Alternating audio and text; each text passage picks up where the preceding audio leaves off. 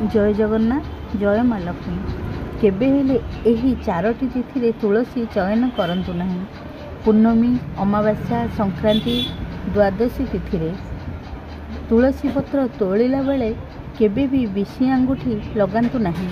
माँ तुलसी को कष्ट हेबो। किछि जदि मंत्र न जानिछंती जगन्नाथ को स्मरण करी तुलसी पत्र तोड़ंतु। जगन्नाथंकर अति प्रिय तुलसी पत्र। प्रभु जेतेबेले वृंदावती सतीत्व नष्ट करते माँ वृंदा भगवान को अभिशाप देते कि तुम्हें पत्थर पलटि जीव।